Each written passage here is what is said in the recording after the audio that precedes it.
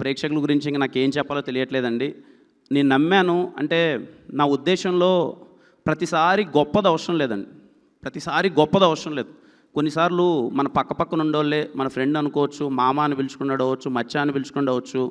వీళ్ళు చాలా మంచోళ్ళు. ఒక్కోసారి మనోళ్ళే మనకు కావాలనిపిస్తుంది. కొంతమంది ఎవరు బాగా ఉండి అరే వాడు చాలా గొప్పోడురా గొప్పోడు, అన్నిసార్లు గొప్పోడు మనకు వద్దండి. మన పక్కన ఉన్న ఫ్రెండే చాలా సరదాగా చాలా సందర్భాల్లో బాగుంటాడు. కేరామ్ సినిమా అలాంటిదని నేను చాలా గట్టిగా నమ్మా.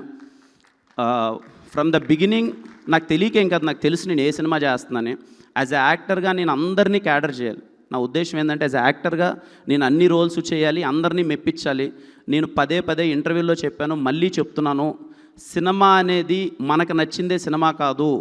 ఒక ఇంట్లో 10 మంది ఉంటే 10 మందికి 10 రకాల టేస్టులు ఉంటాయి. మనకు నచ్చిన టేస్టే బాగుంది, ఇంకెవరిది బాగాలేదు అనుకుంటే మాత్రం అది మూర్ఖత్వమే.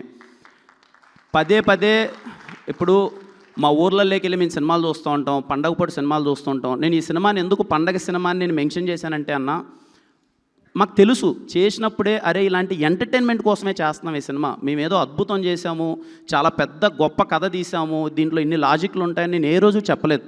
ఈ విషయం నాకు ఇది వస్తుందని తెలిసే నేను రేపు రిలీజ్ అనగానే ముందు రోజు కూడా నేను ఒక ప్రెస్ మీట్ పెట్టి అన్న పండగ పూట మన పండగ సినిమా, మిమ్మల్ని నవ్వించడానికి తీసిన సినిమా, థియేటర్లో అందరూ కడుపుబ్బా నవ్వుకుంటారు, నన్ను నమ్మండి, ఈ మొహం చూసి నమ్మి థియేటర్కి వెళ్ళండి మీరు నవ్వుకుంటారు అని నేను పదే ఎందుకు చెప్పాను అంటే ఇది నవ్వించడానికి తీసిన సినిమా మాత్రమే.